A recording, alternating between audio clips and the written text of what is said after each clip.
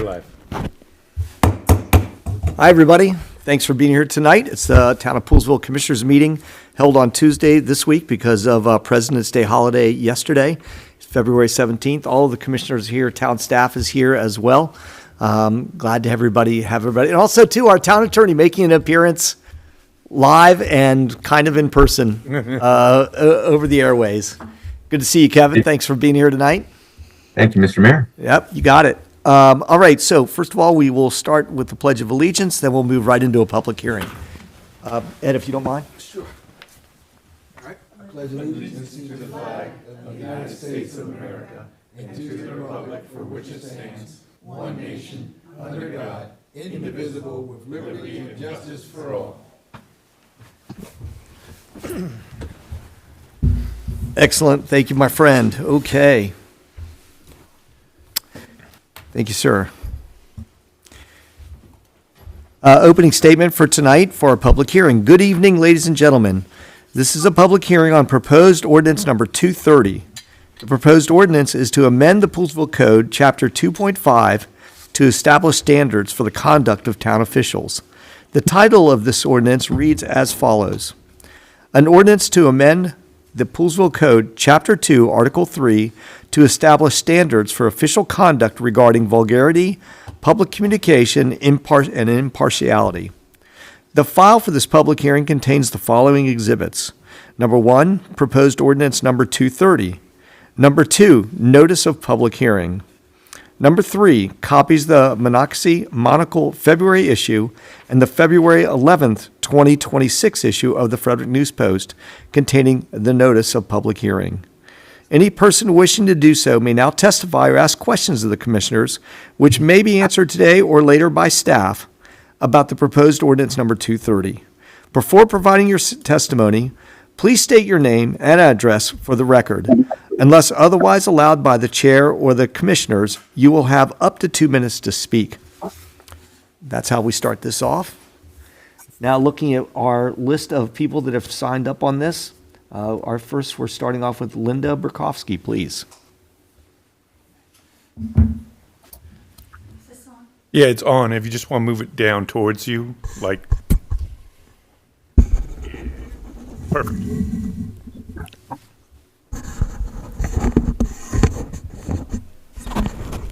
Yep, you're good. All right.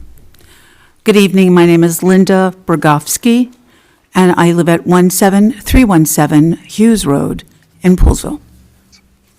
Thank you for the opportunity to speak this evening regarding proposed ordinance 230. I wanted to raise a few concerns about this. One is generally, as a member of the Ethics Commission, I'm not sure how to deal with the language in the proposal that is vague. There are 3 instances where someone may be considered to be in violation of the ordinance, and one of them is if they are widely recognized by the community as having something to do with the town, and that what they've said or done has a deleterious impact on the town. None of those terms are actually described in the ordinance. And so as a member of the Ethics Commission, if a complaint came to us, I would not know how to judge widely recognized. What does the community mean? What does deleterious impact on the image of the town mean? So I would urge you to think about defining those terms if, in fact, you want the Ethics Commission to weigh in on any complaints that are offered up. The enabling legislation for the Ethics Commission does not include language regarding the use of vulgarity or there's the issue of use of office and other things that are strictly understandable in ethics. But the issue of using vulgarity, there's no way we can go back to the state and say, how do you handle these kinds of issues? We have no precedent there. My other comment has to do with just generally, as a volunteer, where my rights as an American stop and my responsibilities and requirements as a volunteer begin. And there's a concern that one person's First Amendment rights should not infringe on anyone, but given the tone of things, I wonder if we are asking the town to take on something that it really is not equipped to handle. These First Amendment fights, squabbles between neighbors, using the town as an instrumentality of political vindictiveness. I'm concerned about that. If I use a term that somebody doesn't like, then a complaint can be lodged against me, and it then reduces the civility, I think.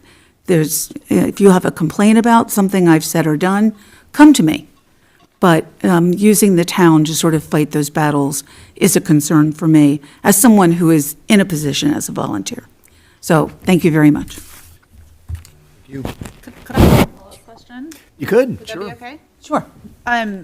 So you're not aware of any similar type of, I don't know, resolutions in place at the state level? No, not the Ethics Commission has enabling legislation at the state level that tells us what to do. If you look at the financial disclosure form, we cite chapter and verse all of the things in the ethics law. So there isn't anything that we can go to because it isn't something that's typically considered an ethical violation. Right. It's a personal choice of what language to use. And I'm not a social media person. I have no social media. So, that's my understanding, is that there isn't anything in the law right now. Okay. Thank you so much. Thank you, Linda. Appreciate that. Next up, Don Street. Yeah. Down Street, 17317 Hughes Road. I live with her. Also known as Mr. Bergovsky in certain places. You all know me as a volunteer in this town for a very long time. I'm here tonight to voice my opposition to the somewhat draconian and what I consider to be constitutionally questionable wording being proposed for this code of conduct. The right to freedom of expression has been recognized as a human right in the Universal Declaration of Human Rights and international human rights law. The First Amendment of the United States Constitution prohibits the government from enacting laws which abridge the freedom of speech, among other things. By virtue of the 14th Amendment, the First Amendment's constitutional right of free speech also applies to state and local governments. The U.S. Supreme Court has held in numerous cases that for the government to legitimately step into the realm of limiting speech, it must have a very good reason, one that relates directly to its ability to fulfill its governmental duties. And how it regulates speech must be as narrow as possible. In 1949, Supreme Court Justice William O. Douglas, writing for the majority opinion in Tremolinio versus Chicago, stated, "Speech is often provocative and challenging. It may strike at prejudices and preconceptions and have profound unsettling effects as it presses for acceptance of an idea. That is why freedom of speech, though not absolute, is nevertheless protected against censorship or punishment, unless shown likely to produce a clear and present danger of a serious substantive evil that rises far above public inconvenience, annoyance, or unrest." In 1971, as an Air Force enlistee, I raised my right hand and took an oath to protect and defend the Constitution of the United States. Jump ahead 40 or 50 years, and I raised my hand again when I started to work for the federal government, took the same oath. I took that duty very seriously. When I retired from both the military and federal civil service, that duty officially ended, but I still take it very seriously. As a resident of Poolesville and a voter, I strongly oppose the proposed amendments to the town code as written.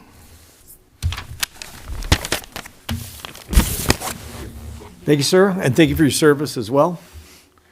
Next up, Jerome Klobakowski.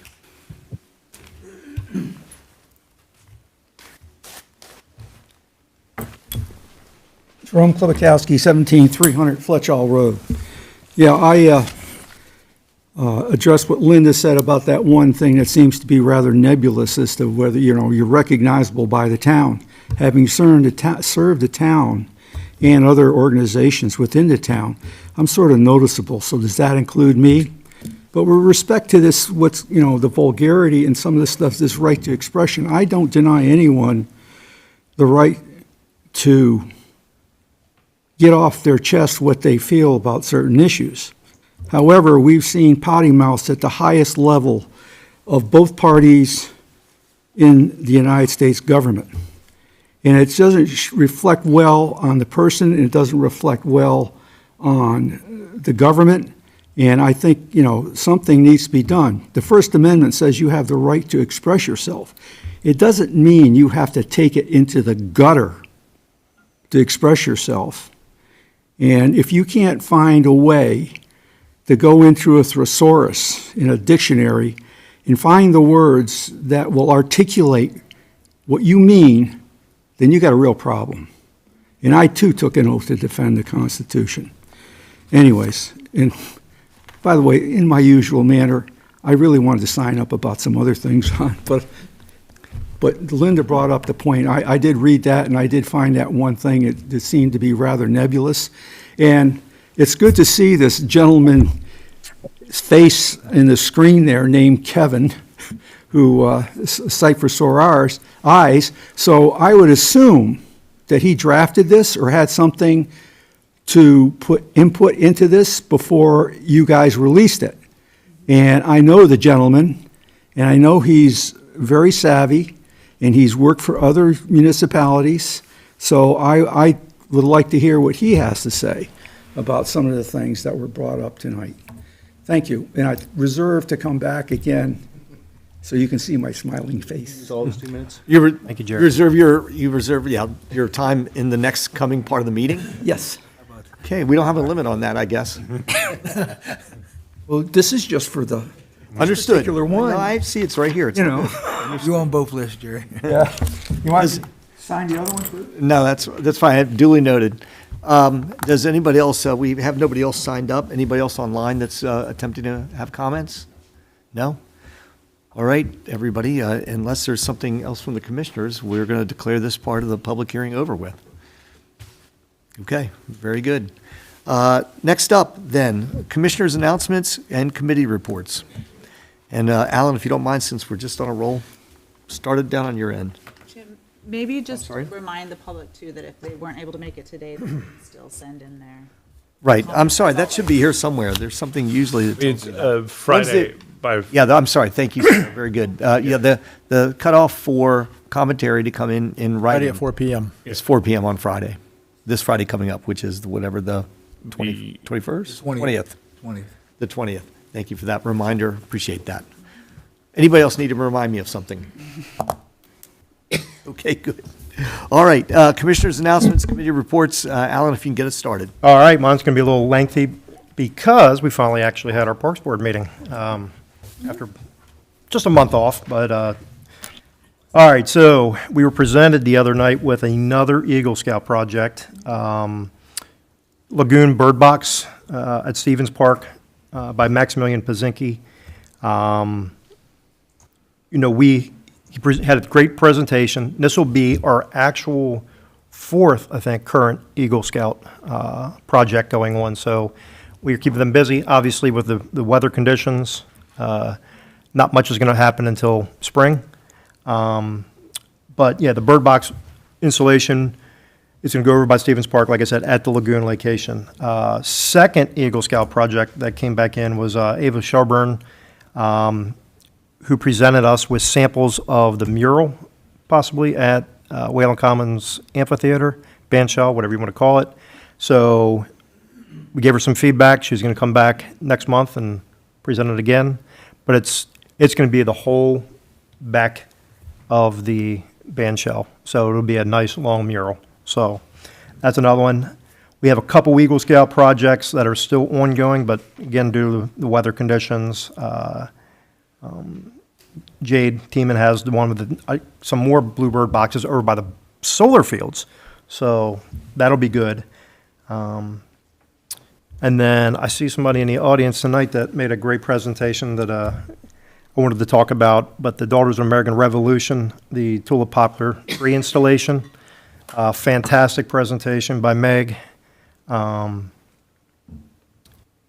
know, the group was, we had talked about putting it location-wise, Wayland Commons or Town Hall. This is a legacy of the Liberty project plans to plant 13 tulip poplar trees across the entire state of Maryland. So not many, and we're going to be hopefully lucky enough to get one here between the spring of 26 and 27. Each tree is just part of the sign of the historic Annapolis tree, symbol of the Maryland's revolutionary history that stood for over 4 centuries before Hurricane Floyd had taken it down in 1999. So we do have seedlings, or they have seedlings that are germinating right now and growing. You know, they'll cover the cost of the tree. They'll follow up with an overall care once the seedling has been established. When it's mature, the tree is going to be between 70 and 120 feet tall and about 35 to 45 feet in width. It's a nice cup-shaped yellow flower bud that'll actually bloom in the spring, obviously, and then have yellow leaves towards the fall time. So it'll be a aesthetically pleasing tree. Next up is trying to schedule our Germantown Skate Park Trek visit for next month. We got to put out a couple more dates. We had some dates, but due to the snow, we didn't end up going this month. So, the other thing is like I always do, I got to compliment our town staff again. We've had some unbelievable weather conditions. They worked diligent as they always do. Luckily, the warmth and the melting, we finally got some holiday lights down, I think, beginning of this week.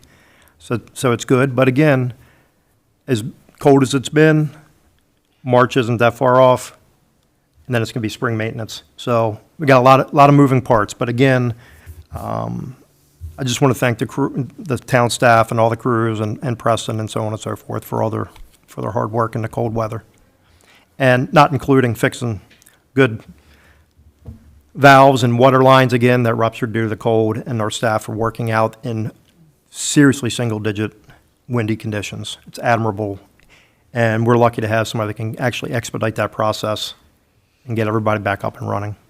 So, and that's what I have. Thank you, sir. Any questions for Alan? Brian, Planning Commission. Yep. Oh, sorry, John Woltz, go ahead. John, if you don't mind, either come up to the microphone or This is one quick question. Yeah. How long will it take that tree to reach full maturity? That's a good question, Meg. Yep. I was gonna say, it's fast growing. I have one in my yard and it, There will be a Shut sign up. that's provided by the DIR as well, Right. explaining what it is. I don't know the size, but I'll get it in March. It's 4 chapters who are coming together. There's only 13 of these special Liberty trees out there. Want to do a big ceremony with commissioners, and so we're looking at like the weekend before Veterans Day, so we can get the scouts to come out, with flag ceremonies and, different things. Plus with our clay out here, that's so lovely to plant.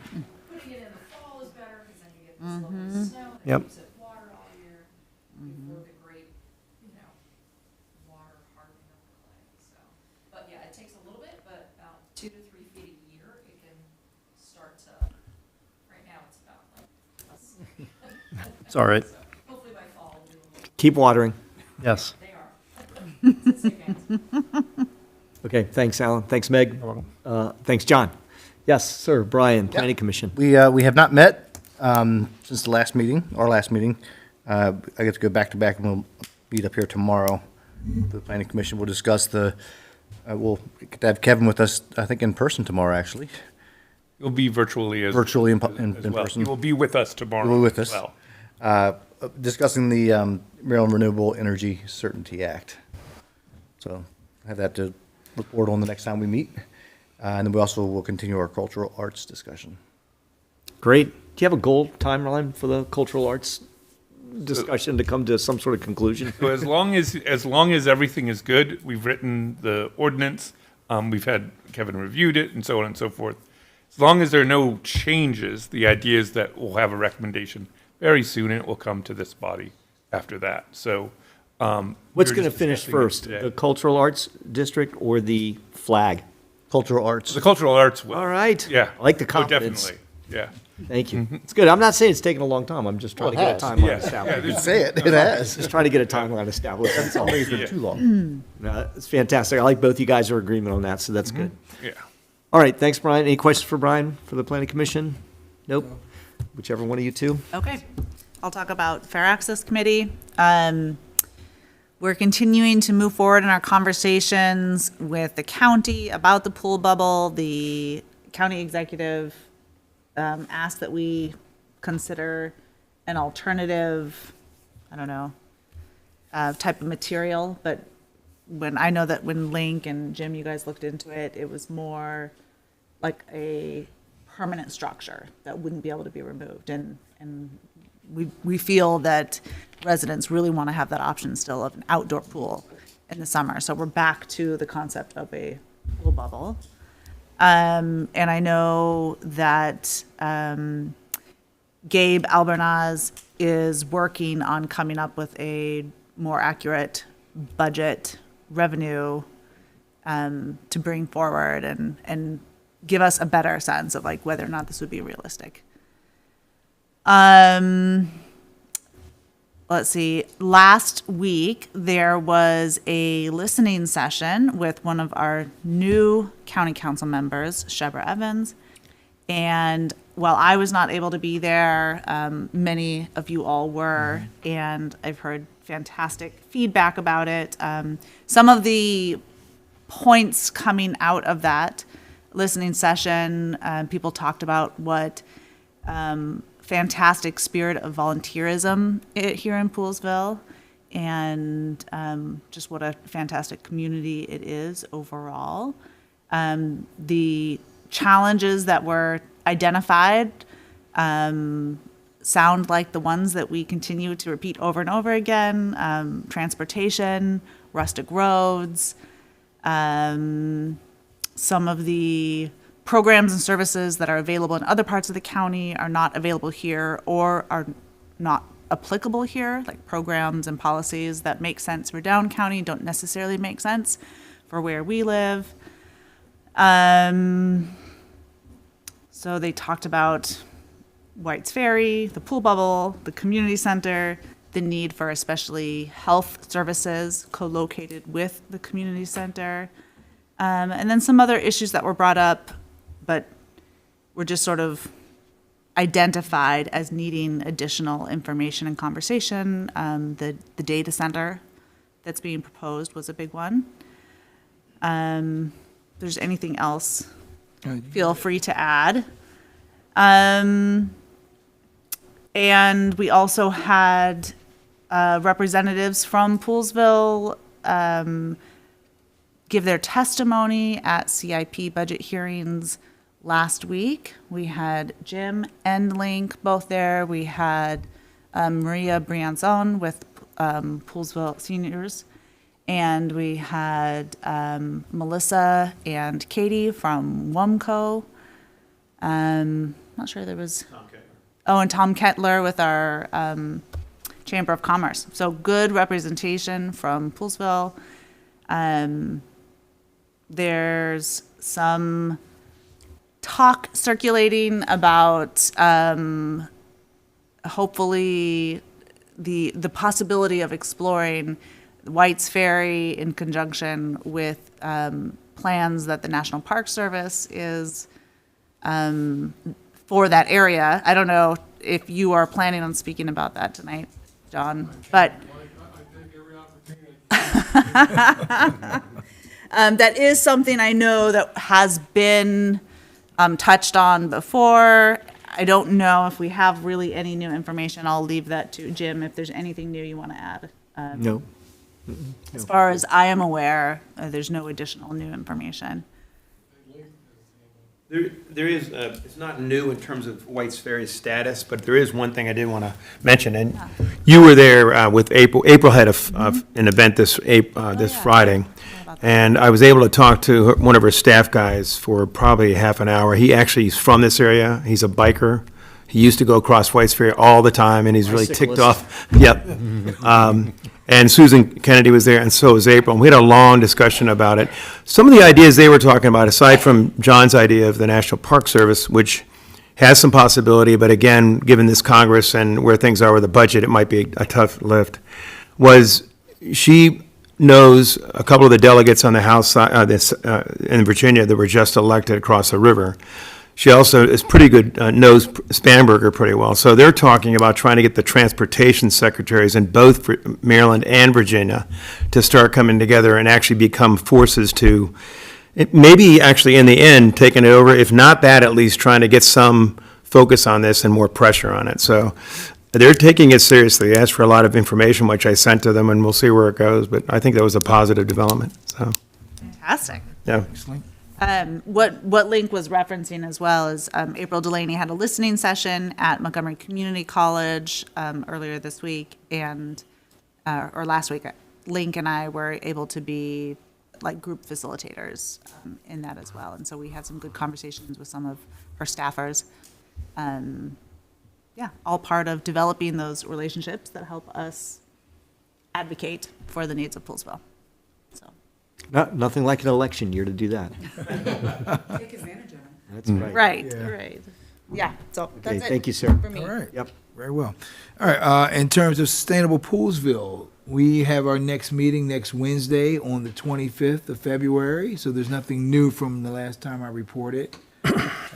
Outside of Sustainable Poolesville, just a couple of announcements or shout outs. So we had one of our residents, Nico Holander. He just was awarded his Eagle Scout this past weekend on Sunday. And so it was just, once again, as we talked about when Council Member Shebra Ever was here, we talked about the strength of our people in Poolesville. And one of those things that we have that's really an asset to the town are the kids and the Scouts. And you see a lot of them just the Eagle Scouts rolling in. And although he did his project at Seneca Academy, he's still a Poolesville resident. He's a junior at the high school. And so it's just really impressive to watch all these young people coming through. And I anticipate we'll have more and more coming through as earning the Eagle Scout. I'll add another Eagle Scout that I was at also on Sunday. Teddy Dotto also got his Eagle Scout, and his project was over at the Poolesville Elementary School, repairing the shed and creating a pathway out to it so that they didn't get muddy every time there was recess. They needed to go get the equipment. Yeah. And one of the things I think we should look at too, you have the Scoutmaster who doesn't have kids in Scouts, John Kastner.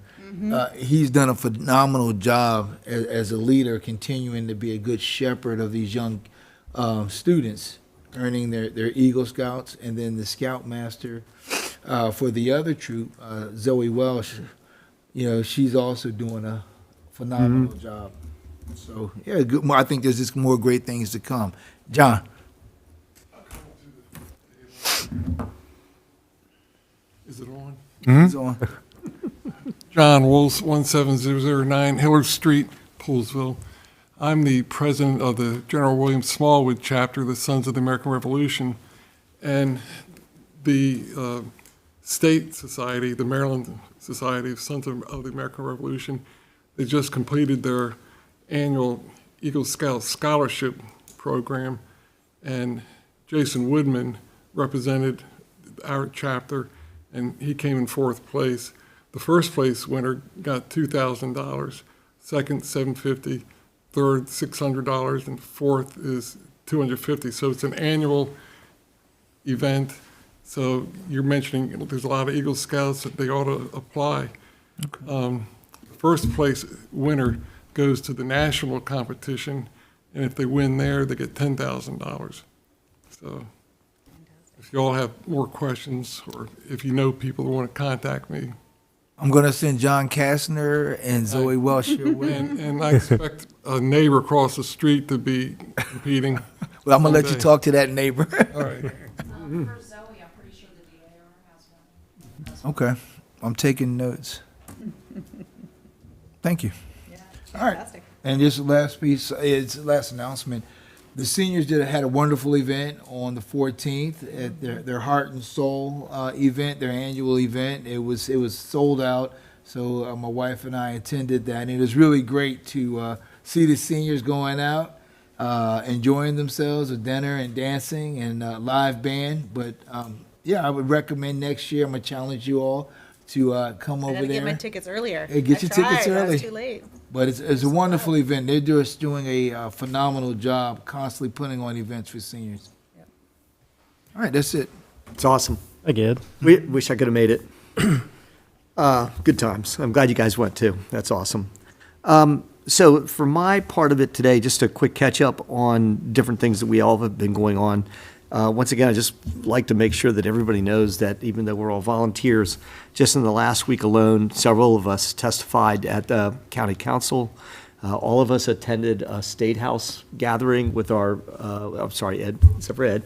All of us attended, he was working on his dance moves for the senior get-together. Yeah, I wouldn't call it that. Okay, yeah. That was the Wooten situation. Right, gotcha. I didn't want to get into that. And then but yes, and then, so we all went to the State House. We met with our representatives. That was all on our own time. Great to do it. The chamber dinner, I think we all attended the chamber dinner or close to it. Yep. That was an amazing event. But again, the commissioners are there to have a good dinner, but it's also about honoring our fellow citizens as well as pressing the flesh with all of our elected officials that we rely on for support. The Chevrolet listening session was a great one. It was great to have a county council member. You know, Marilyn Balcom's done a great job for us. Andrew Friedson's been great as well, but Chevrolet's at large. She made the time, came up here, learned about our community, through a lot of questions, and I'm just very impressed. And we knew we would be by her, so she's pretty amazing. Link and I did meet with a pool bubble group today for the county, including Gabe Albernaz, as well as David Dice, which I thought was pretty cool, Link, that David Dice was in on it too. He's the Director of General Services for the county, so that's somebody that we really haven't met with that often. It was good to break in with him and talk to him about the pool bubble.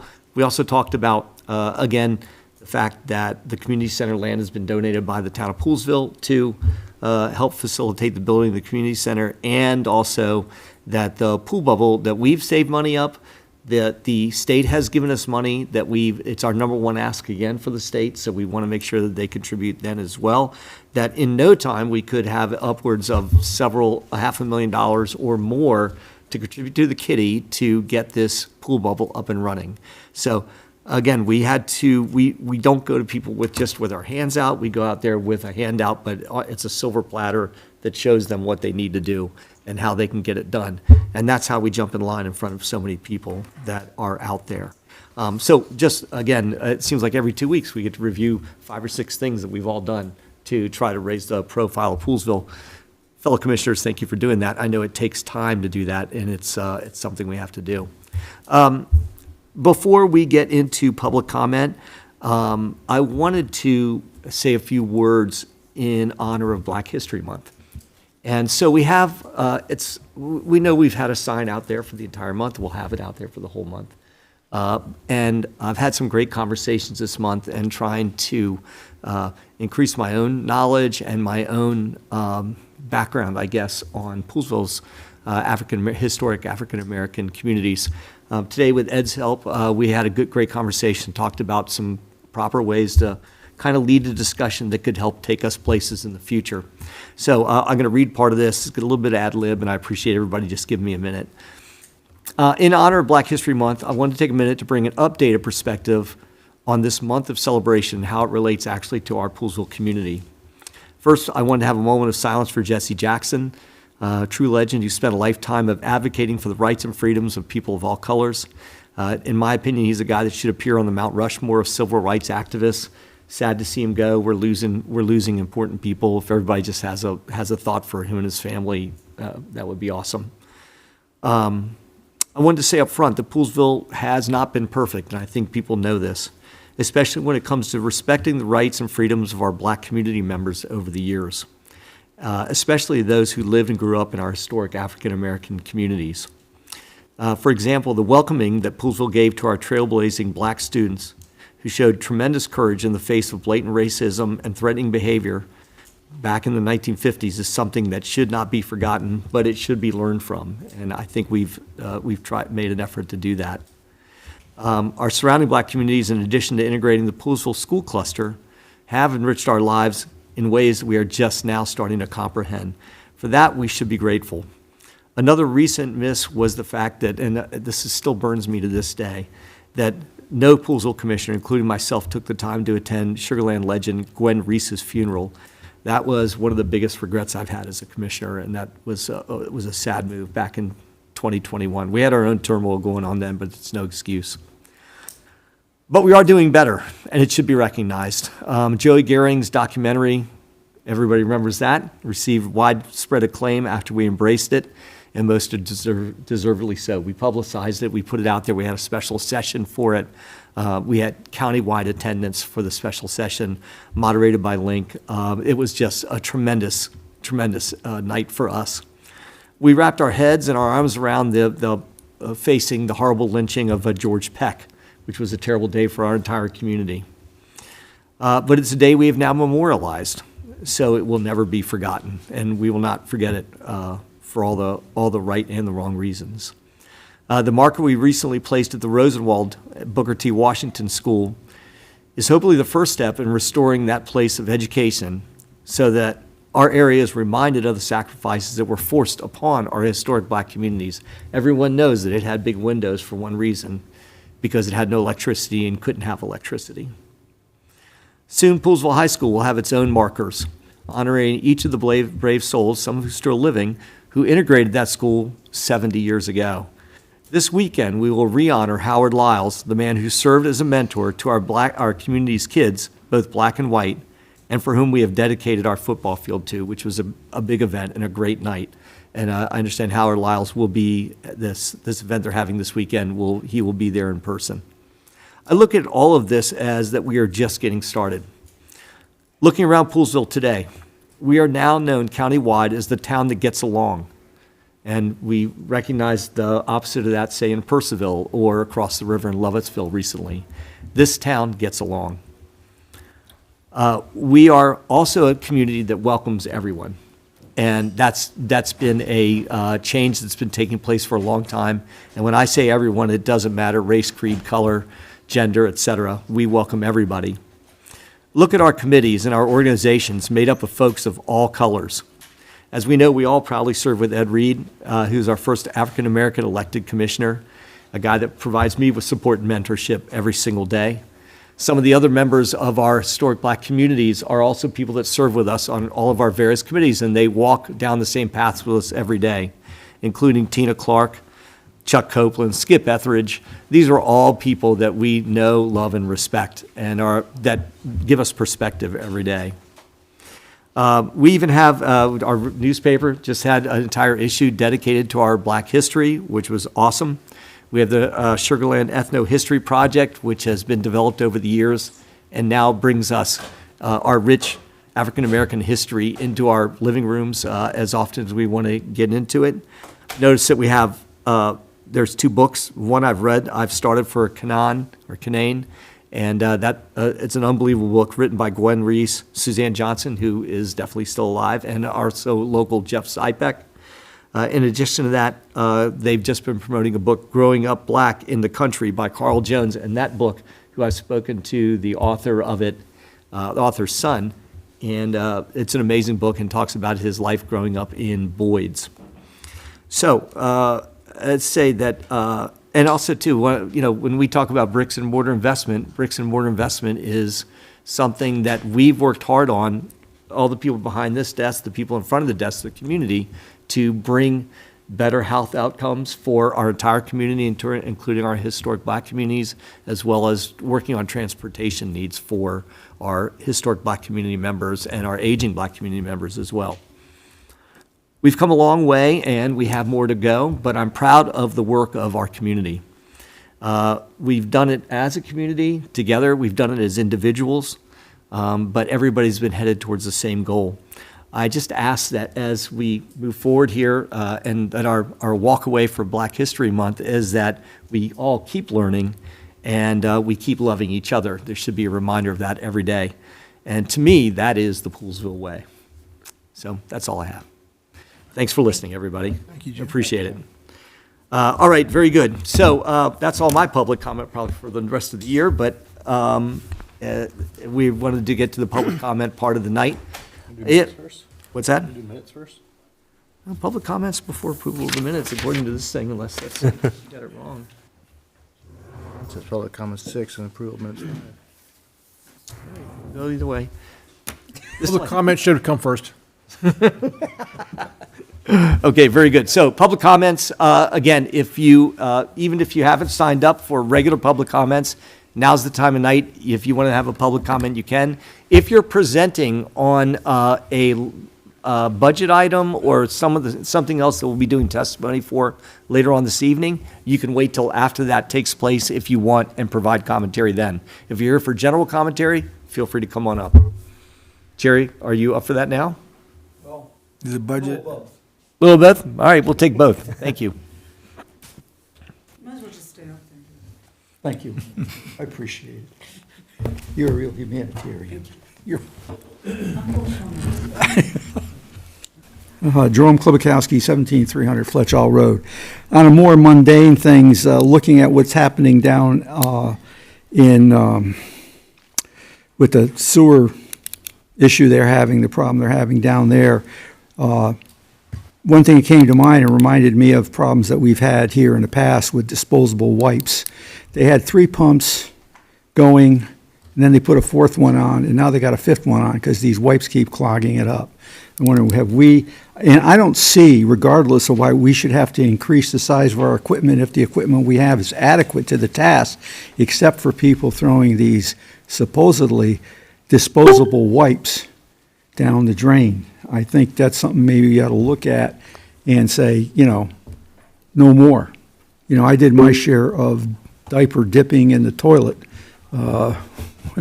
with my 2 kids, so a couple times that toilet just snatched it right on my hands. I didn't know. Anyways, the other thing is, once the community center becomes in being, are the usage charges going to be different for us than they are for other county places or other areas of the county where they have community centers? Because I understand they're not exactly always cheap. And I was just wondering as to, is there going to be some sort of, little relaxation or reduction of the cost for us up here or not? We certainly can ask. Okay. Or tell. All right. Now, We'll see if they listen. respect to the Poolesville Area Chamber of Commerce grant, I have a couple things. One, I remember when my son went around, and for his Eagle Scout project, he went around installing the park signs when they originally were red, and now they're green. And he and a bunch of the scouts, they dug the holes for the posts, they assembled them on spot and did that. So with respect to this, the maps, I think they're a great thing to have. However, it's like, why couldn't that be an Eagle Scout project possibly? Give them all the stuff they need to assemble it, have them assemble it, tell them where to dig the holes, let them go out there and have fun in our great Poolesville earth out here. Yeah. And then, okay, the $3,000 for the VIP dinner. If you invited all 11 county council members, 4 District 15 delegation members, and all BOE, Board of Education members, that's 23 people. So in like the town already is a member, but we also pay for the tickets of whomever is going to attend. So I'm not sure why they need $3,000 and who we're giving all this to. And maybe the price of the meal needs to be negotiated downward a bit. We can send you the list of VIP members. Did you see that? No. Okay, we'll send it to you. Well, I mean, they're going to change from year to year, I would True. assume. Okay. Yeah, we established a budget for that particular line item and then stay within that budget and everybody else pays. Okay. But I hear you. But I mean, so, Who's on it? number one, then it shouldn't be in this grant. If we're already, as a town, government, paying for them, then we'd be double paying if we're giving the, No, we're not double paying, but we'll still give you the list. okay. All right, but bottom line is, though, it's coming to the town every year for a handout, basically, sort of, Well, I understand what it's for. it's a big It's a lobbying big thing, yes, it is, and we do We're the super happy the Poolesville chamber area, actually we do takes the time to breakfast, the do it. Poolesville Day breakfast, too. Right. Thank I you. know all that, yeah. Gotcha. Okay, moving on to the Pride's group's requests. I don't understand why we would have to pay a grant to them so they can have a booth at Poolesville Day. If an organization or a vendor wants to have a booth, they pay the town or the Poolesville Day Committee for having a booth. Why would we be paying for their entry into our scarecrow thing, the way I read this? And also, art social meetups, why would we be paying for art social meetups?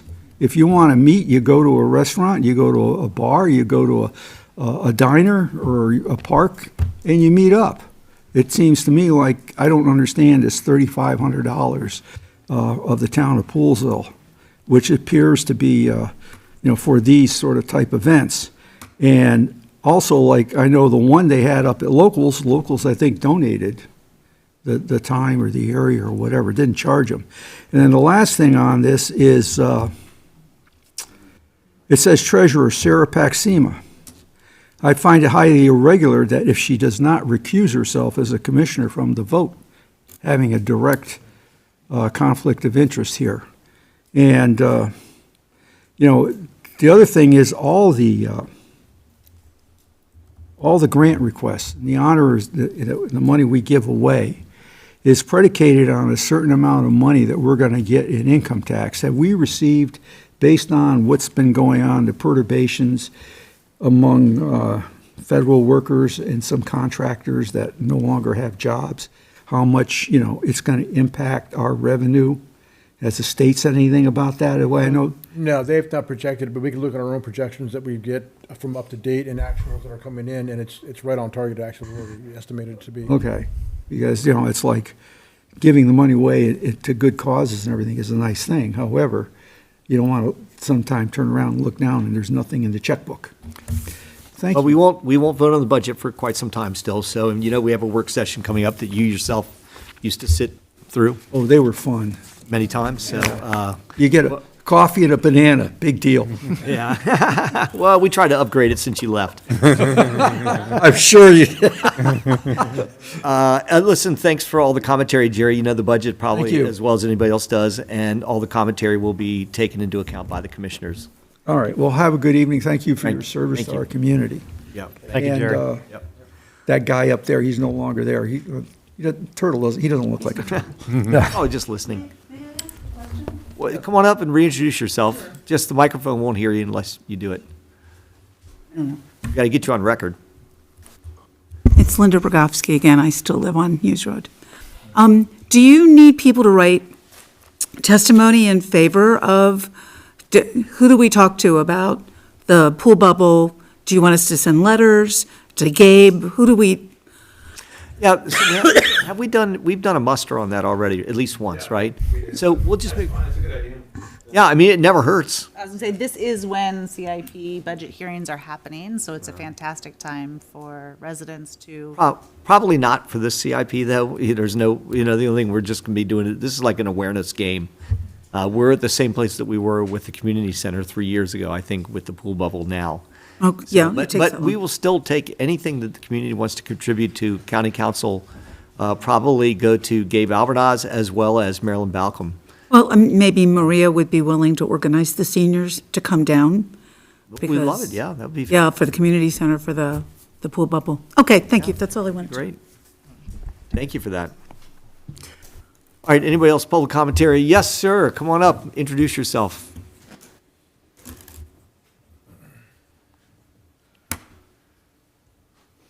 Good evening, Commissioners. Good evening. Good evening, Jonathan. I was not thinking of doing this at all. I didn't even, until you said you have any questions. I'm Jonathan Harris, 17643 Cole Halls Road, Vice President of the HOA at Westman Townhomes. And my question to all of you is, what do we do as a town with parking enforcement, illegal parking, and how do we address that? So I think I'll just take the practical answer, is that for parking that is like on-street parking, for example, that is the purview of the police department. It is a police power. And so I have had conversations with the traffic officer for District 1 about various issues on Cohos and elsewhere. Right. And so we have an ongoing dialogue of trying to get them enforcement, have them come out. Right now, District 1 is from Rockville all the way sort of out here, so sometimes it's not timely, and we've had issues like that. But for the most part, with those type of things, we refer to them, and then when residents call, we ask them to reach out to the police. So if you see an issue that you think is obstructing traffic or creating an issue, in a place where they shouldn't be parking, just to reach out to the police, and they will follow up as well. But that's sort of what we've done, over the last few months. All right, so specifically town property, I'll use Stevens Park as an example. It's a car sitting there, has been sitting there for 5 days. So that's something that needs to be reported to town hall. Okay. Because in that case, we can, on our property, if somebody is parked in our parking lot, they're not supposed to be parked overnight. They're not supposed to be parked, for an extended period of time, obviously, since they can't go overnight. So that's where you let us know. We send out the code enforcement officer. He can write a ticket that's put on the dashboard. They continue to park there. There are further consequences, but that's the way the process goes. So what are the further consequences? At what point and how do we and are we able to move vehicles? We could remove vehicles from town property. There's a whole process that you have to go through, and you have to warn them. They have to be written up, and there's various steps in between with the county approval process, because it goes to their impound lot and things like that. So there's a process. So it's not instantaneous, but we usually we have to give people a warning first of all, Right. and then there's a process that follows from there. Okay. And I guess to speak on the HOA board's behalf, our understanding is that there's no impound lot within the allotted space outside of town borders. Right. So that's a little bit more complicated. So there's a certain distance away that you can't take things, and I can't remember the exact requirement, but there are circumstances like we've had people's cars towed that do get taken, especially if they're in violation of county law, which is the police power, and things like that. But we've been able to tow things in certain circumstances. So it all depends on the circumstances under which you are operating. And I can't remember right now what triggers it, but the one thing I do know for sure is their enforcement. If the county enforces it, then they can take it to where they need to. Actually, okay. Oh, thank you. That's a question we've been figuring out. It's been parking's been an issue for 30 years of plus on Cohos, and as our community grows and as the town grows, with all the residential properties coming in, it's been a question that we're working on coming up with a viable solution on. In addition to that, our parking is trash. And so I've taken it on as a personal project to expand that. We're coming up with a plan that we're going to want to present to you, the board, as soon as possible. So just stay tuned on that. To deal with trash? Is that what you're saying? No. The parking is trash. Okay. So it's Okay, so we have like we have a no trash visitor issue, too. parking. Okay, no. Got it. Insufficient. Yeah. Insufficient. So, yes. Jonathan, is there existing Are there existing cars that are in violation of your HOA policy right now? We have some, yes. And so, and to your point, one of the issues is we do, as far as our understanding, we do not have anybody that, or any way to actually enforce parking and, just, yeah. So, And according to our, same thing with the Coalhouse? So for parking in the HOA facility, or in where you guys park, your parking lots. right. That is something that in the early 90s, the town delegated to the HOA. So they have the authority to enforce the parking. That's where it comes into that question of the distance and like who can tow and such. And that's where that comes in. Yeah. Because of Partially. their ability potentially to tow or not. Understand. there's a lot of Yes. finger pointing back and forth between the HOA and the town, and I'm about business action. Yeah. So I'm not want to continue with the finger pointing. Yeah. We should have a meeting offline and be able to actually discuss that and come to a solution. So Yeah. we can move forward. Is there That's my confusion goal. within the HOA? I would assume too about the same thing. I'm sorry. Is there confusion within within your HOA members about the responsibilities? There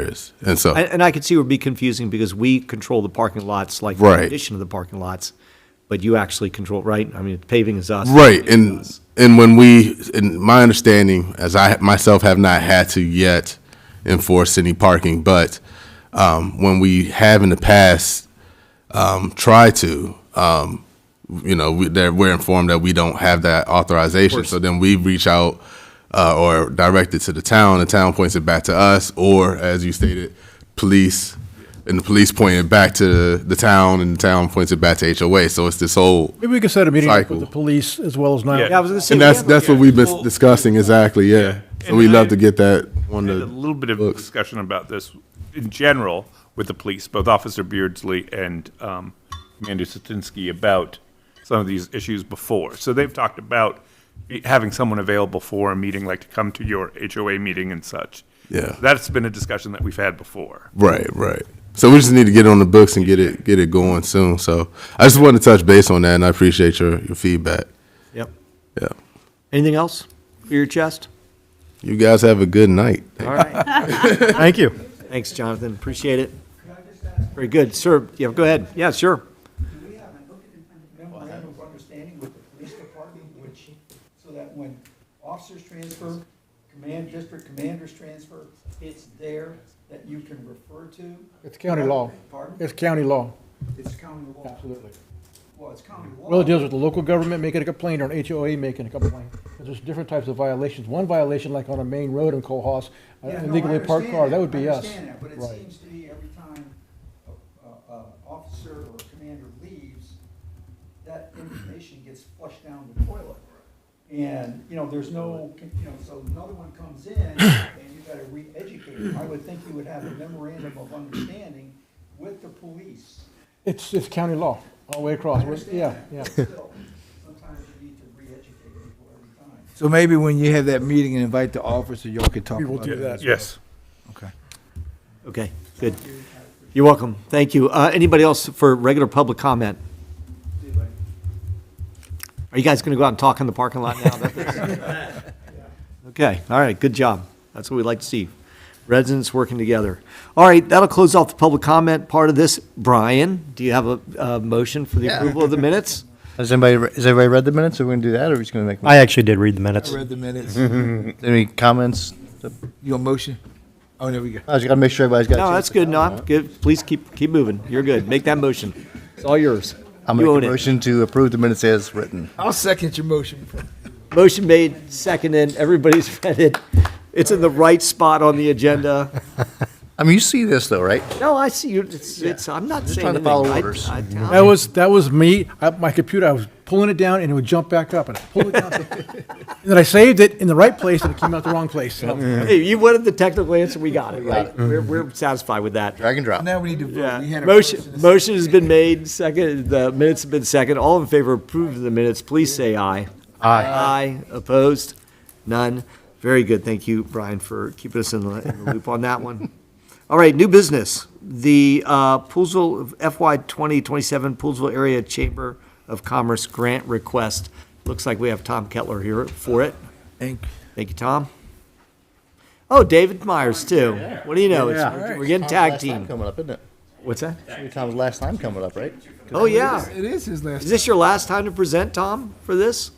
No. Why is everybody trying to get rid of me? I thought you were retiring. I'm retiring from Business. From work. business, but not from the chamber. My God, I'll be here forever. But not from, A whole new jacket. I for know. I another got a 10 jacket and years. everything. yeah, for It 10 was a years. parting gift. I didn't know Yeah. that was a. Personally, thank Mr. Reed for renewing his membership. Oh, sure. Thank you. I was wondering what that thing was. Little plug for Ed there. Can you pass these out so everybody? Sure. Now he's put me to work. Right. I got it. Good. So I can Yeah, see now it. that he Remember that when we talked about Yeah. funding. Got my working. That's right. Yeah, you just embarrassed me. See what happens. Thank you.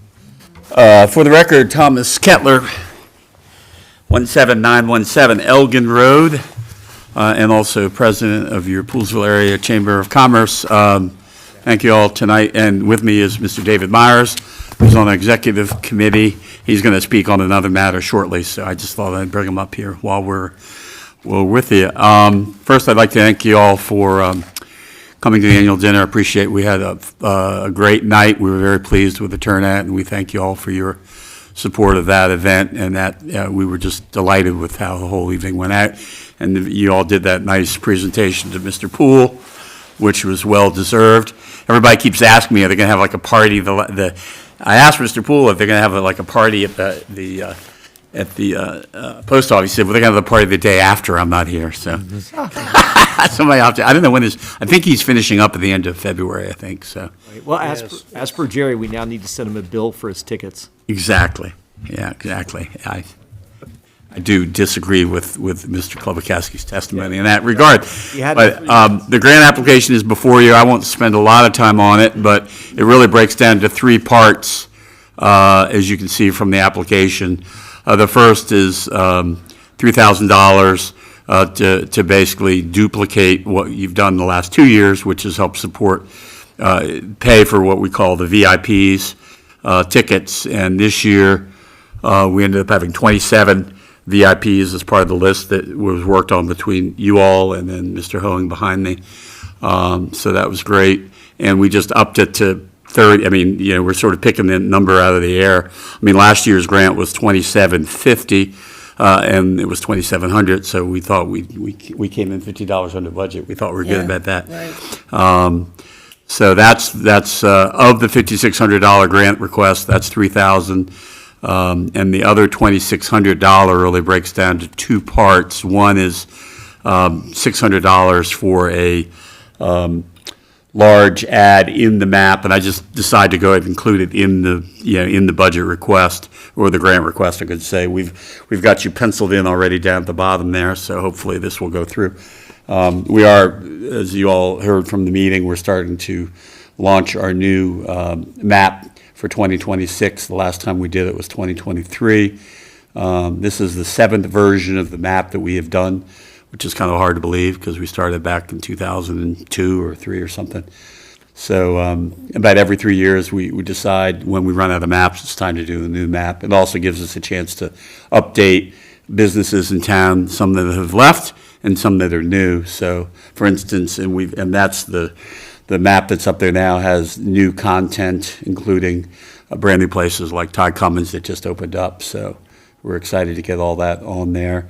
The grant request for you all is for your audiovisual pleasure there. I included a copy of the outdoor, which I know you all have seen around town. That is an outdoor map that we basically use the same information from the paper map, but we put it in locations in 10 or 12. And that paper I just handed around are some of the locations we've had them in the past, and we're certainly open to new suggestions to places that you all might think about that we've missed. But the purpose of the outdoor map is, of course, to further provide information to visitors through our area. It also provides a convenient way for us to pass out the paper maps, as you can see from the plastic holders, and we have them. As you can see, we have them in front of Wayland's, at the high school, White's Ferry Grill, Bassett's, et cetera, et cetera. We are talking to a couple of new places like Market at Deer Valley, we're hoping to put one up there. Locals, we think that we're going to do one there, but we haven't gotten the final permission. That's why I just said potential. Crossvines, I don't think they want to Crossvines, but they said possibly the golf course, so I have to talk to them. Homestead, Rockland Farms, Winridge, and again, I'm open to ideas if people have places that they can think of that we're forgetting about. Last cycle around, we did add Stevens Park, Helmuth Park, and Elgin Park, and there are maps in those locations. That same map, of course, that will be updated. Now, the outdoor map does, as you'll notice, it has no advertising. The paper map is paid for by advertising to the chamber. It's kind of a break-even proposition, but the outdoor map doesn't have advertising, and therein, obviously, there's cost to it. And we're just asking the town to provide the funding for us to do the graphic representation of it and produce the maps themselves. It's on I forget the material, but it's a very weatherproof product that we, in the town, last time we did this, the staff was great about Preston's guys actually put those up.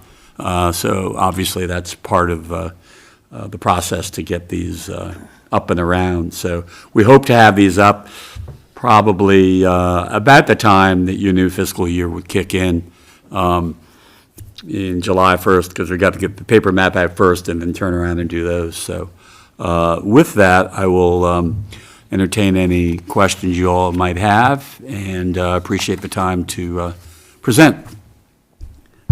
Alan, you got something? Yep, my big thing, well, not a big thing, but I just want to give acknowledgement for everything the PAC does in town with the open houses. We've had a lot of new businesses open up. We had a great turnout for the new homes a couple Saturdays ago when it was about a super cold day. It was super cold. Beautiful houses inside, a lot more space, but it was a phenomenal turnout. But I really appreciate everything you guys do.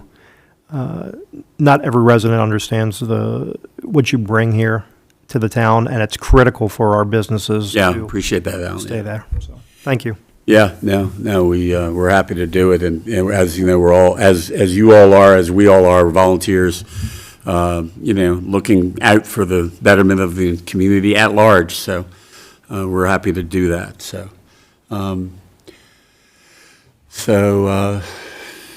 Also, while David's up here, I asked him to come up with me. And this is not in this grant application, but I just wanted him to have a chance to say a couple words. We are working, and this is a new idea that just came up. And I'll let Dave speak to it, but and he may come in with a separate grant application for this, but I figured there's an opportune time to present on it. Excuse me, David Myers, 18715 Medley Way, Poolesville, Maryland. Treasurer on the exec board for the Poolesville Chamber. The reason I wanted to talk today was about a heart-safe city. This is something that I think our town could really benefit from. We do have AEDs in town. I work for a company called Rescue One. I think the AED that you got, I think it was in Stevens Park, was through an organization called Compress and Shock. Actually, we donated our AED to Compress and Shock. So that's where the AED came from. It came from Rescue One. So that means I can probably cut out the middleman a little bit here for you. So that's part of it. The other part of it, becoming a heart-safe city is a big promotion for the town, or city, community. And there's a lot of requirements. There's a foundation out of Kansas City that has 13 different requirements in order to bring this to fruition. The main thing is it has to be run by somebody out of the emergency industry. So somebody within the firehouse has to kind of run this thing. I have met with the chief, Alan and I did together at the annual dinner, and I have put out an email. I'm trying to get an organization and a committee together. We may need a grant. I have to look at kind of the funding. A lot of it isn't totally predicated on how many AEDs you have in town. It's more predicated on where are these AEDs. I have sold a couple. I've given a couple as well. I've given one to WUMCO, a couple other organizations. Got one at Deer Valley, talking to locals, trying to get more AEDs in town. But a lot of it is also going to be, what is our plan? How do we make sure that people are in place at the right time if God forbid something happens to somebody, we're ready to go when that happens. And that's part of this whole plan. So I just wanted to bring it to your knowledge. I wanted to let you know about it. It is something we're working on. I may come back and ask for a little bit of money to help fund this, but I do want your support on this as well. So that's what I'm here for. Good job, Dave. Let's save some lives. Absolutely. There is a lot of requirements, but I think, you know, due to our smaller population, maybe we can, you know, see if there's any kind of processes or policies that we can change, because there was, a couple of the cities you have to have, it was thousands of people. You gotta have 15% of your town has to be CPR AED certified. So, you know, here, 6,500 give or take, it's probably about 1,000 people that have to, you know, continuously, not the same people, but you have to have that population. And I don't know if that includes kids or not, because they're pushing a lot for AED and CPR for kids also. So I think there's a lot of touch points here, but going through the firehouse is probably one of the best places that I can think of to get this thing kind of initiated and running. Right. Great. Thank you. Any other questions? Just, No, thank you. yes, applaud Yeah, it. appreciate it. You may be surprised, like, you know, I have to maintain certification for both child and adult CPR. Right. My work, I think you may find that, actually, I don't know how how that initial assessment would begin, but we may actually already have a large. So we just need 698 more between me and you. Make it 97. I gotta keep. All right, good job. Yeah, I mean, All right, Through keep Rescue going. One. There's one over there, 696. It brings Back on the side, 695. And My how to daughter and track wife it. are both That's right. certified. this, I mean, by promoting it as a heart-safe city, you Absolutely. really kind of bring that you have to do fruition, it. and that's the Yeah. whole plan. And you actually get recognition, you get signs that are actually, that they provide to you once you get it coming into the city, coming into the town limits too. So it's more of the optics. Good for real estate purposes and everything else. Okay, got it. Look, Where's Jonathan? See what he said, it's good for real Hear what I estate. said? Help to promote. I'll fill you in later. But you might be surprised how many people are actually certified. I think They about probably are. that folks who work in the, who coach youth sports, especially Absolutely. in the school Children. system. Yeah. All of Anybody in us the have to go healthcare through that. industry. Churches, everything. Yeah. A lot more requirements than people know. Yes. Absolutely. But, you know, David and I did have a great conversation with Chief Smedley about it, so, and I actually was texting back and forth with him on Friday, so Okay. I know he's been pretty slammed lately, so we'll go back. But I appreciate it, No problem. your emails. Thank you. Okay, guys, that's it. Thanks. Thank you. Appreciate the presentation. All right. As you know, we'll be reviewing Go Pack all the grant Go. requests during our budget work session, if not. Oh, one last thing I knew. No. Just on this, just to update you, we are due to do this, you know, and the board's been going back and forth about this. We probably won't be able to do that this year because we're doing the map. I mean, this is the Community and Business Directory do every year. It's becoming, the board keeps debating about whether to continue doing it. And every time we talk about not doing it, then a lot of people like raise a cane about it. So, but anyway, just to let you know, even though it says 24, 25, it's going to be 27 probably before But the one one big comes out. thing about being able to cut costs is we may take out all the residential. Yeah, we're thinking we're going part, to do that. Because a lot of it is not really Right. reliable any The longer. numbers are back, so that would cut the and printing cut out a costs. lot of So, pages. yeah, so we're internally discussing how to do that, but I know you all have helped with that. in the past. spine versus a perfect bind, et cetera. Yeah, all that kind of stuff, the printing kind of Right, stuff. maybe. So, and I know you Right. gave me a tip for somebody who, Yeah, you know, yeah. Probably So could get it anyway, I just digitally. wanted to let you know that's Yeah, not, good. unfortunately, that won't be happening this year because the map will kind of. I think that's a good idea. I mean, I have to admit, I still use it for residential sometimes. I don't know about you guys, but. Yeah, I do But that- too. You But have to yeah, figure but that I one out. think- In the chamber, we trust. You can figure that one out. There you Yeah, go. but we realized if we take out the residential listing, 72 pages now, it'd probably go down to 50 or Right, something. Yeah, so exactly. that's a big. Good, chunk. right. Thank you. Fantastic. All right, guys, very good. Again, thank you again for the chamber for the big deal in February, earlier this month. That was a lot of fun. And I'll just leave, I'll get that stuff later, I won't bother. Yeah, good. Yeah, leave it up. Thank you. Recycling day is tomorrow, we got it. Didn't hear it. Okay. He ignored it. Probably better, or ignored it. All right, guys, thank you for that, Chamber. All right, very next up, FY '27 Poolesville Pride Grant request. We have members of the Poolesville Pride Committee here. Come on up, gang, introduce yourself. Thank you for coming tonight. Thanks for having us. Anytime, every time. All right. Hello, I'm Sabrina Sanchez, 2017 Heller Avenue. I'm the Vice President of Poolesville Pride Club. I'm Carrie Georges, 20330 Whites Ferry Road, and I'm the Secretary of Poolesville Pride Club. All right, and I guess, do you want me to just start from the top? Okay. So first of all, on behalf of Poolesville Pride Club, we'd like to thank the town of Poolesville, Moco Pride Center, and the residents and businesses of Poolesville and the Ag Reserve for their support. I'm just going to go ahead and read off our events that we had for this year to start off. It's a rather lengthy list because we were very busy this year. In January 2025, we initiated our monthly art social meetups at locals. We host between 8 to 24 participants on average at locals.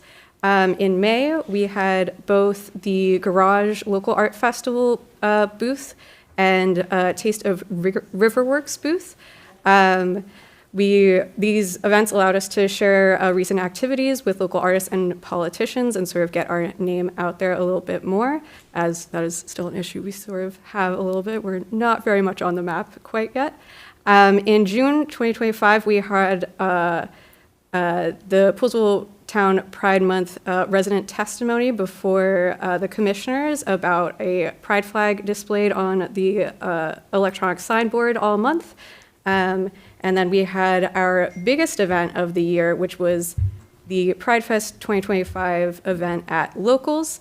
This is our primary event, which we put most of our time and energy into for the year. It includes attendees from both county and includes attendance from both county and state representatives, local nonprofit leaders. We had 18 different artists and vendors, local artists and vendors attend, sponsorship from Riverworks, and an estimated 3,000 residents throughout the day. So it was a very, very lucrative day for locals over there. We also participated in the Moco County Pride Celebration in Silver Spring. We just had a little booth there. We then participated in Poolesville Day, excuse me. We had 17 participants that marched in the parade with us and handed out over 500 mini flags and distributed hundreds of stickers and signed up quite a number of people for our mailing list. And then in October, we had our Scarecrow, we participated in the Scarecrow competition. 15 participants, gathered to create our first place Scarecrow art installation, the Pink Boney Club. And we were awarded a half-page ad in the Monocacy Monocle. And then we also had our Rocky Horror Picture Show screening, which included 36 participants gathered at the Old Town Hall. And then in December, we participated in the basket raffle for WUMCO. We had donations and purchases from several different local queer artists and creators to create a basket and raise money for WUMCO. All right. And then I'm just going to scroll just a little bit here. And then I just wanted to read just two quick excerpts from the letters that were presented to the commissioners back in June that I touched on earlier. From the letter that Mayor Paxima presented, one passage that I just wanted to read real quick was: a community that advertises its inclusivity not only supports the queer community, but also sends a message of welcome to other underrepresented groups. Waving a pride flag year-round in a statement of solidarity, it sends a clear message and shared values, whereas waving a pride flag only in the month of June feels like a seasonal decoration or token of gesture to appease the queer community. In another letter to the local businesses, churches, and residents of Poolesville, from the Poolesville High School Queer Student Union. They stated that pride gestures are symbols of inclusivity, not only for the queer community, but for anyone who has ever felt like they weren't part of the majority. A community that is safe and inclusive of queer students is also a community that is safe and inclusive of students who are neurodiverse, disabled, or anyone who sometimes feels like the world wasn't built for them. Consider waving a pride flag year-round as a statement of solidarity. It sends a clear message of shared values. And then I do also have a breakdown of our funding sources from the previous year. The majority of our funding from the previous year did come from MoCo Pride Center, with them providing us $13,825 for the club, and then the community grant was $2,500. The large majority of this money was spent on Pride Fest. That is where most of our money ends up going from the year. We also did have about $500 in personal donations that were granted to us by private donations. And yeah, I don't know, did you want to go? Yeah, so this year we're asking for a little bit more from the town, so we're asking for $3,500 this year. That is going to go towards the events that we put on last year. So all of those events that Sabrina listed, we're going to continue them into the next year. We do our, we have an event every single month over at Locals, and then we have our really big Pride Fest in June, which is like a huge revenue source for local businesses, and also just like a really wonderful event that happens in the town that I think a lot of the residents really love and respond to. Yeah. I think that's basically it. Yeah, and I just want to reiterate one more time, I'm sorry, that a lot of this money does end up going back into the town and local businesses and local artists and vendors as well. That's awesome. Questions from the commissioners, and appreciate the presentation and the work you've done. I'm going to take off my commissioner hat and put Sure. on my Poolesville Pride Club Absolutely. hat, and just add that we just recently got our official recognition as a 501c3, and so that will allow us to apply directly for grants, and also we'll be able to open up our own bank account. We've had the fantastic support of the Upcounty Prevention Network. They've been amazing sponsors of us over the last few years as we've been gathering our own resources. But going forward, we will be able to operate independently. When are you going to have that? The Have what? 501c3. It's approved. We are. You have it now. We have it. Oh, you do? Oh, Yeah. fantastic. And I can send you the letter of recognition from the state. That's awesome. I just remember last year, I think that was something that was coming, and then we gave money, and I just want to keep ourselves in the good standing with our residents in terms of how we. And the Upcounty Prevention Network is a 501c3, so that Yeah. is where all of the money was going through them. Right. What would happen was the check from the town went to the Upcounty Prevention Network. We would submit receipts to the Upcounty Prevention Network treasurer, and that's how I just like it. I think it's just more visible if you have your own. And Right. Exactly. That's why we wanted to set that up this year. So yeah, we are officially a 501c3, and yeah, hopefully that's going to allow us some more flexibility in terms of funding and. Right, sure. Yeah, it's not just us. Yeah, yeah. Right. Got it. Exactly. No, that's great. Thank you. Do you guys, anybody have questions for the presenters? No, we've got your grant application. We appreciate you presenting. so much. Thank you. Continued good work. You guys have come a long way from giving reports the last couple of years. It's good. Yeah, that's great. I like the growth. Yep, absolutely. Appreciate it. Yep. Well done, you guys. Yep, good stuff. All right, thank you, Poolesville Pride, appreciate that. We don't have anything under old business, but we do have a town manager's report. Yes, we do. So staff met with EBA Engineering, that would be John Niles and myself, to review the 30% plan that we've been waiting for. And they came along with cost estimates also. Of course, the cost estimates were much more than the $5 million that we have to do the project. And we sharpened our pencils and had a really good work session on how to get some of these costs down, switch out some materials, adjust things to be more how we want them and not how they're putting them in there to appease the state officials and different things. So working on that. But all in all, we still expect the milestones for the timeline to have a 100% plan by the end of June 2026, and then out to bid by the end of August in 2026. So still pushing it. So when Jim leaves office, we can tear all the streets up. November, whatever. Talk about some road projects that we're putting together. We have a package going out right now for paving this year. We'll be paving Colehouse Road, Elgin Road, West Willard from Fisher to Westerly, and then we have quite a bit of trails that we need to do some work on that have some root intrusions and different things. So that'll be coming to you probably in a month or so for approval and award, and then we'll get it done hopefully early spring. So there's a plan on that. We'll talk about your flag. Certainly. So the flag redesign committee met last Monday.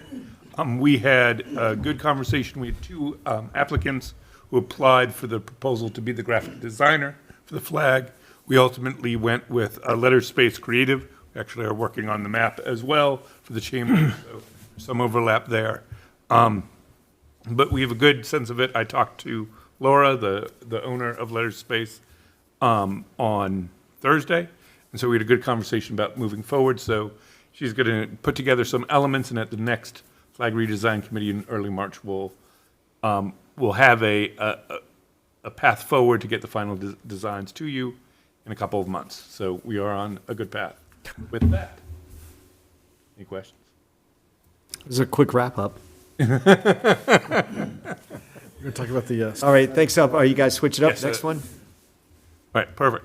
So on your desk there, everyone received a copy of a letter that we sent to Senator Feldman regarding the Starter and Silver Homes Act. This is the gist of the law is it is a law that is designed to increase the diversity of housing type within residential zones. So what it does is it mandates several things that we would have to do. One would be to require by right townhomes in every residential zone. Similarly, it would make it so that the minimum setbacks would not be set by us, it would be set by the state.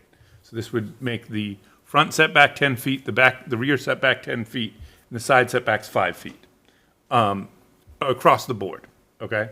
And then it also removes the ability of local governments to set lot coverage at all. So so we wouldn't be able to do that as well. And then there are it deals with minimum lot sizes, which is less. I mean, obviously next door we had a minimum of 4,000. That is actually in line with what the state is. So a lot of what we did with the village overlay is in line with what the state bill is. However, the concern that many municipalities have raised, and so we wrote this letter to reflect those concerns, are the fact that it just takes away our ability to decide what is best for our community. So the approach that was taken with the letter is to focus on that. It's on the uniqueness of our environment, given with the ag reserve and things like that, that we want flexibility in order to make these decisions.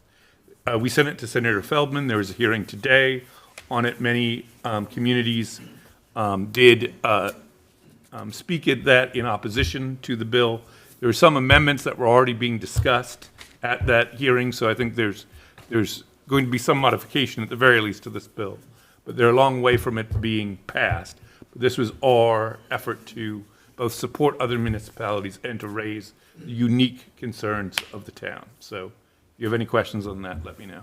Not only unique, but it's just taking away your zoning authority. No, that's what I was looking at. Right. Solar Yep. things doing Not the a same shot. thing. We're more just eroding at our own Yes. powers of municipalities. And Where would this apply for the town of Poolesville? So it would mean that every zone, regardless of what we have, every residential zone would have the same setbacks. So whether you're in a 3/4 acre zone or whether you're in the village overlay, it would have the same setbacks regardless. So Similarly, existing houses could build out to the new setbacks. Yeah. correct. Yep. Existing houses plus new houses Yeah. could be put into and usurp our zoning. 10, Because 10, of 5, and setbacks. 5. What's Yeah, yep. Who proposed this legislation, do you know? So it was proposed by the governor. Governor Moore? And then Senator Feldman, being the chair of the committee that oversees these type of things, as chair, submitted the legislation on behalf of the governor. Does this seem like a, that Like, people really think we need seems this, like that but wasn't not in well my thought house, out. not in my yard. Yeah. Well, you can Put it over there, it's like an incinerator, just right? like- Everybody thinks we need one, but not here. Fees, tax. Now, this is Affordable housing? that this is- The, It's headed in that direction, yeah. yes. Mhm. ADUs. Yes, that's a already passed legislation there, but we'll deal with that after we deal with the solar. There's various state laws that we are having to contend with all at the same time here. I'm glad multiple municipalities were against it, so. Yeah, I apologize for not putting all this in front of you guys before, but we knew it was a kind of a no-brainer to Yep. reserve.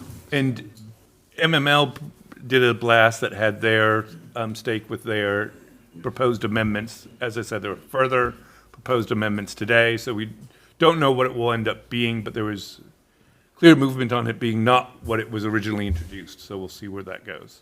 Okay. Great. Very good. Yep. Thank you for that. Anything else, town manager's report? That's it. Okay, guys, questions and commentary from the behind the desk crowd to the town staff? Just there's a MML meeting Thursday. I'll be there. Yeah, I'll be there with the county executive. Is it online? Where is it? It's over. At the EOB building. Yeah, executive office Yep. building in Rockville. They'll Want provide. to take a ride at 6 o'clock? Yep. Perfect. Right, and I think Link and I are going to Andrew Friedson event with Mike Knapp on that night, so thanks for covering, Yep. everybody covering. Tag all the team, bases. yep. Yeah, that's good. All right, very good. Anybody else? Motion? There's also, Yep, so you know, thank you. Will, Jawando and Mark Elrich event on the same night that, on February 21st, that, Of the Friedson event? no, not a free, that's, the February 21st is Howard Oh, Lyons. yeah. Yeah. Same night of that. Okay, good. Motion? Make a motion to adjourn? Second? Second. All in favor? Aye. All right, we are adjourned. I think it would. Are we not anymore? Tuesday, or Thursday. Hold your tongue.